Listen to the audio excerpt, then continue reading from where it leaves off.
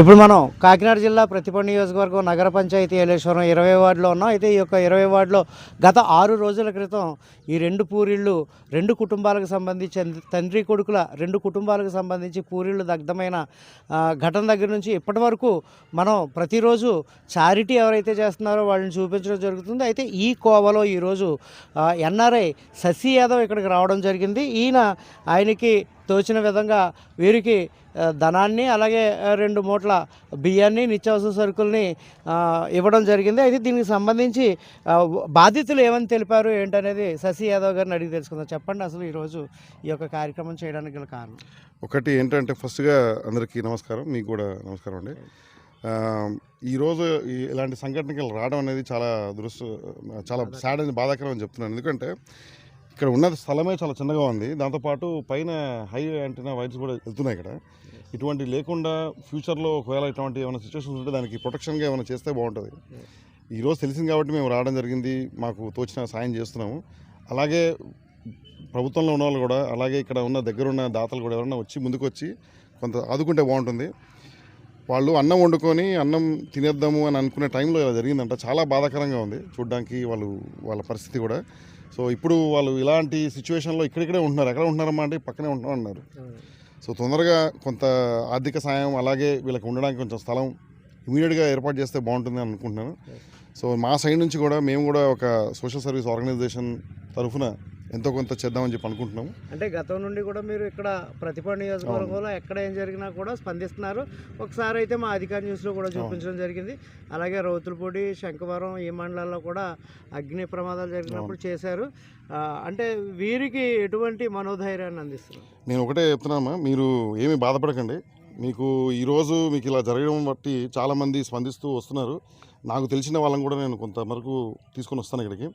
మీరు ఈరోజు నాకు ఈ సిచ్యువేషన్ తెలిసింది కాబట్టి మీరు ఇల్లు అయ్యే వరకు మీకు నిరంతరం ఎంతో కొంత సాయం వచ్చేటట్టు అందేటట్టు ఏర్పాటు చేసే ఒక ప్రయత్నం చేస్తాను నేను. మన బ్రదరు అప్పలరాజు గారు కానీ, లేకపోతే మన వెంకటరమణ గారు కానీ చాలామంది కూడా మీకు ఎంతో కొంత వీలుగా ఉండి ఎంతో కొంత మీకు అందుబాటులో ఉంటారు. మీరు తొందరగా ఇల్లు కట్టుకొని మంచి గృహప్రవేశం చేయండి, హ్యాపీగా ఉండండి. అలాగే మీరు కూడా మంచి ఫుడ్ తినండి. మీకు ఏమన్నా ఒకవేళ లోటు ఉంటే మాత్రం చెప్పండి. వీలైనంత సాయం మాతో పాటు మాతో ఉన్న ఫ్రెండ్స్ కానీ వాళ్ళందరితో కూడా చెప్పి చేయిస్తాను మనకి. ఓకేనా? సరే, నమస్కారం. ఇప్పుడు మీరు అంటే ప్రస్తుతానికి వీరికి చేసిన సాయాన్ని ప్రకారం ఇదేనా, లేకపోతే మరి ఇంకా ఎక్కువగా చేసే అవకాశాలు? అదే నాకు ఇప్పుడు ఈరోజు తెలిసింది కాబట్టి నాకు సిచ్యువేషన్ అర్థమైంది. సో వీళ్ళకి నాకు తెలిసి ఇమీడియట్గా గవర్నమెంట్ తరఫున వాళ్ళకి ఇళ్ల స్థలాలకు సంబంధించి ఒక లోను, లేకపోతే వాళ్ళకి కావాల్సినటువంటి ఒక ప్లాట్ఫామ్ ఏర్పాటైతే చేయాలి. ఒకవేళ నష్టపరిహారంకి ఏమన్నా అప్లికేషన్ ఉంటే అది కూడా ఏమన్నా ఉంటే ఏర్పాటు చేయాలి.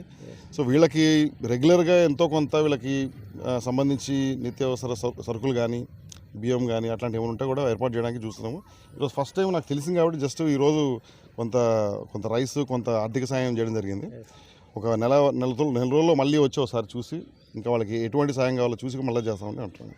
Thank you sir, thank you. ఇది పరిస్థితి మనం చూసాం కదా, బాధితులను పలకరించడం జరిగింది. అలాగే ఇప్పుడు ఏదైతే ఈ యొక్క చారిటీ విషయంలో వచ్చి ఈయన చారిటీ అందించడం జరిగిందో ఇదే కాకుండా ప్రస్తుతానికి ఇప్పుడు మా మిత్రుల ద్వారాగా ఇది తెలుసుకొని ఇక్కడికి రావడం జరిగింది. వీళ్ళకి కావాల్సింది ఏర్పాటు చేసే పరిస్థితులు కూడా ఉన్నాయి. అలాగే వీరు ఏదైతే ఎన్ఆర్ఐ టీమ్స్ ఉన్నాయో వాళ్ళకి కూడా తెలిపి వీరు గృహ నిర్మాణానికి అంటే ప్రతి ఒక్కరూ తలో చెయ్యి వేస్తే ఆ చేతుల్లో నాదో చెయ్యి ఉంటుంది, మళ్ళీ వస్తాను, తప్పనిసరిగా ఇంకా ఆర్థిక సాయాన్ని అందించే అవకాశం ఉందని చెప్పేసి ఇక్కడ శశి యాదవ్ తెలపడం జరిగింది.